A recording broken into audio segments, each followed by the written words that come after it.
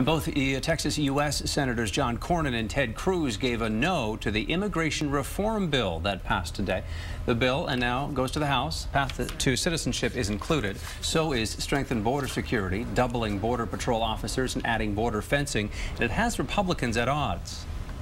This bill secures the border, and anyone who says it doesn't does not understand. Immigration reform has to be grounded in real border security. It's what the American people believe, and it's a principle that our majority believes in as well. Now, the bill also cracks down on employers requiring better ID checks of new workers.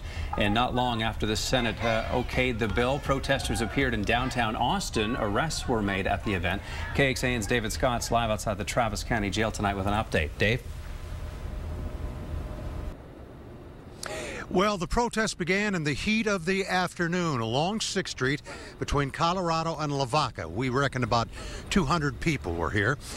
Well, some of the protesters decided to lay down in the street, 6th Street.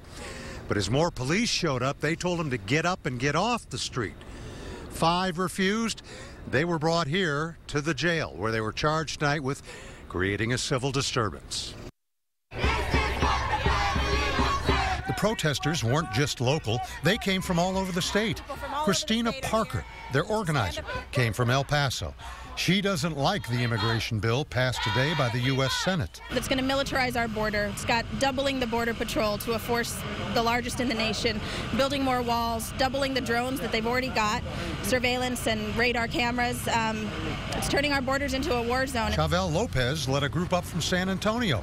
Despite a 68-32 passage of the immigration bill in the Senate today, he had a similar complaint. We're coming out here in a statewide march to demand, just immigration reform that's not tied in to militarization of the border. Even local homegrown protesters say this immigration battle is everyone's fight, Hispanic or not. It's important to me because it's a human rights issue and it's the rights of all people, but it's also important to me because we're a part of the border here in Texas and we should care about our border communities. The police presence increased, but there were no further problems. We have nothing to lose but our change. It was loud but well behaved.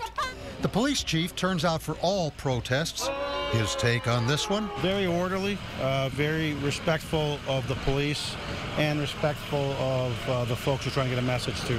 Some might have wondered why such a protest on the day the Senate approved long-awaited immigration reform. Art Acevedo says he understands why. There's no secret that the House of Representatives has a different point of view, and I think what these young people are doing is sending a message that they are watching. The 5 who were brought here to the jail, well, they're facing a Class C misdemeanor, not a big, heavy charge.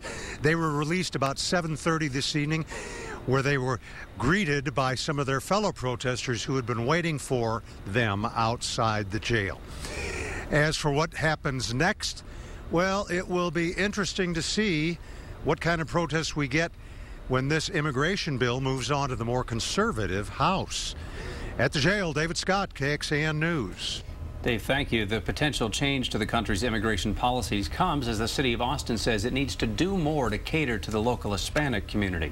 Going in depth now on this, today the city released a report saying the Hispanic population represents nearly 1/3 of the Austin metro area, 500,000 strong or so. It also has the fastest growing population, according to accounting for 45% of the total growth in the city. But according to census data, the median family income for an Hispanic Latino family in Austin is almost half of an average resident. It also shows 45% of kids under age 5 are living in poverty. And some of the city's recommendations include steps to increase access to early childhood education, offer programs to combat truancy and increase graduation rates, increase quality of affordable housing options, and boost public transportation options right across the city.